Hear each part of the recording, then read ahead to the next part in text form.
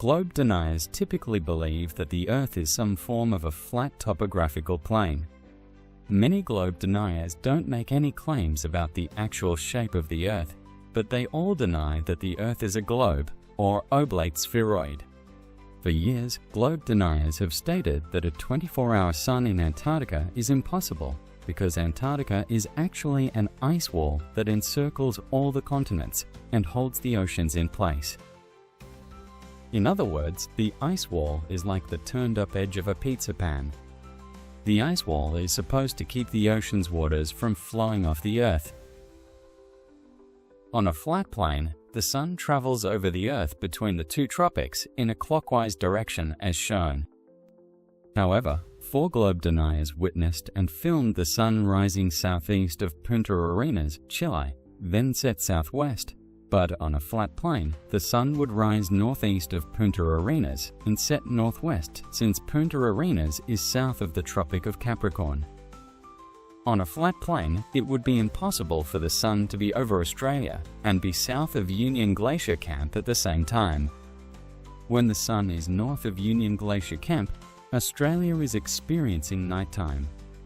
To confirm this, they did a live stream from Halfway Point to speak live with a real person in Brisbane, Australia around midnight Union Glacier Camp time while the sun is south of the camp.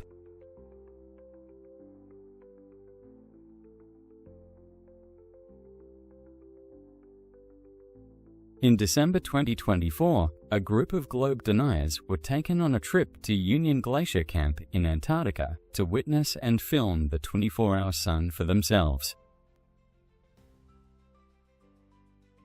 Union Glacier Camp is 1,865 miles south of Punta Arenas, Chile. Chile and Union Glacier Camp share the same time zone. Mick, the globe denier in Brisbane, Australia, was in a live stream with Critical Think 2 days before Critical Think arrived in Antarctica. I'll refer to Critical Think as CT after this. Mick was absolutely sure that the Earth isn't a globe, and for some reason, Mick treated CT as though CT couldn't grasp reality. It seems evident that Mick believes CT is not very smart, yet Mick believes that GPS has been around for thousands of years. Keep in mind that CT is a retired certified engineer. Listen to what Mick has to say before CT made it to Antarctica. I reckon it's no good talking about any of this now because you seem to be locked in on the minutiae of things and arguing little tiny details about something, but you're not looking at the big picture at all. The fact that water does not curve, curved is not level, crepuscular rays prove a small and local sun, aircraft are not flying over curving water or a rotating ball in space.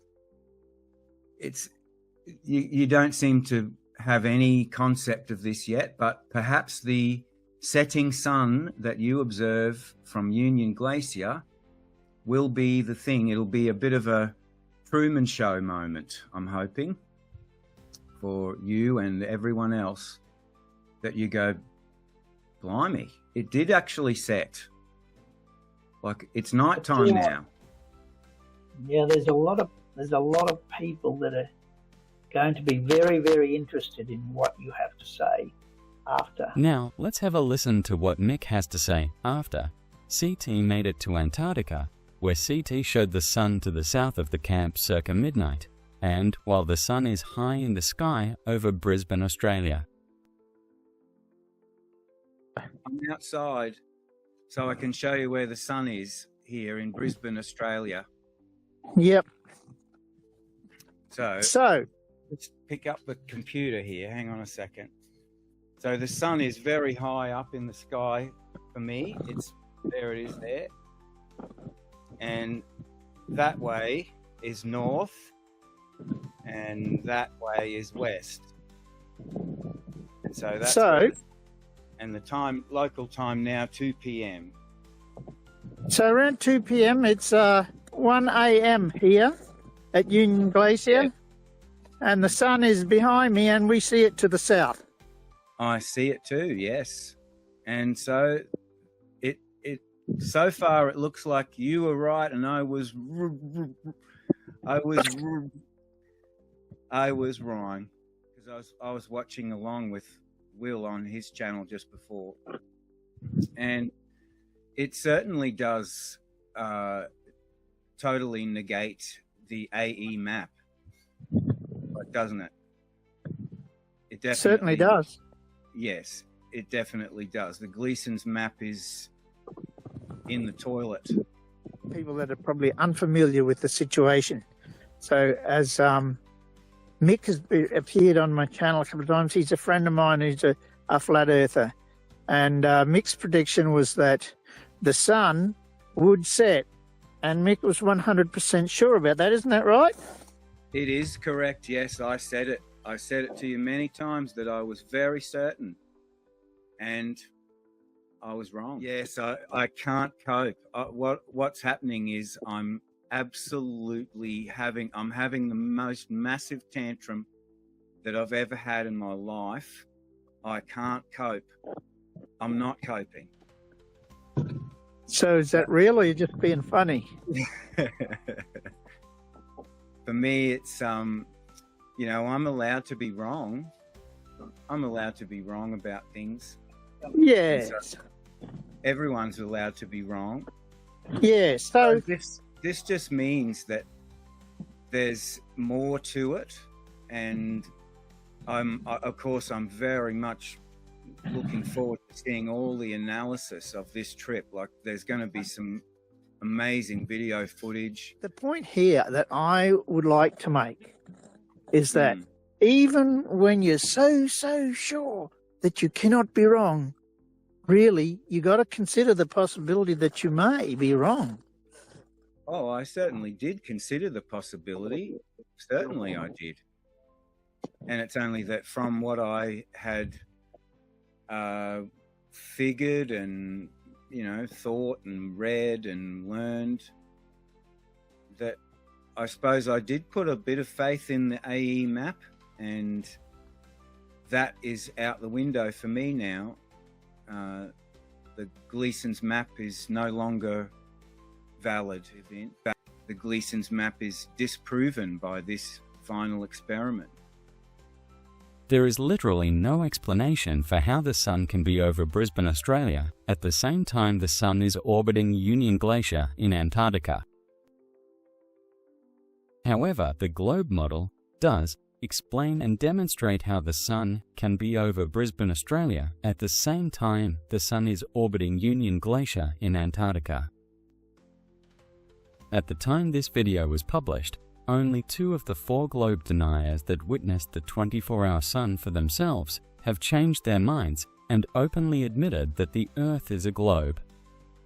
GPS, or Global Positioning System, requires a few things. First, GPS requires satellites in space, which also requires rockets to put those satellites into space. GPS requires 24 satellites for global trilateration. Second, GPS requires electronic GPS receivers on Earth.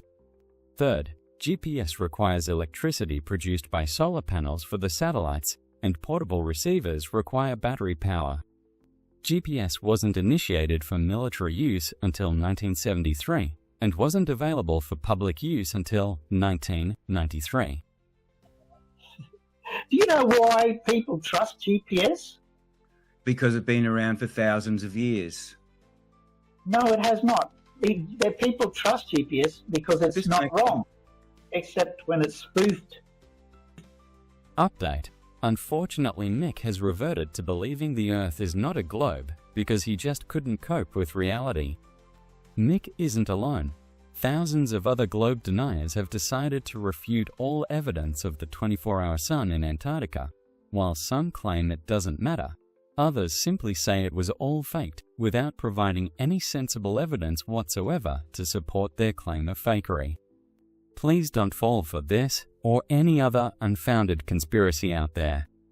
Think about the following. In order for the not a globe conspiracy to have any validity whatsoever, the entire world would have to be in on it, which includes every government, every space agency, every astronaut, every scientist, every astronomer, every satellite manufacturer, every satellite service provider for internet, television, GPS, weather, global video conferencing, etc., etc., and every family member of all the aforementioned would have to be involved. There are those among us who want you to be part of the globe denial community so they can grift and so they can feel superior. Don't fall for it. Have a great day.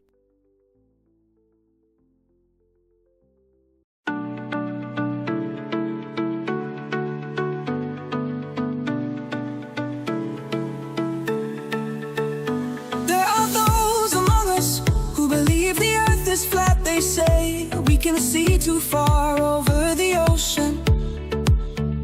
They say you can bring those boats back into view with their magic P900s.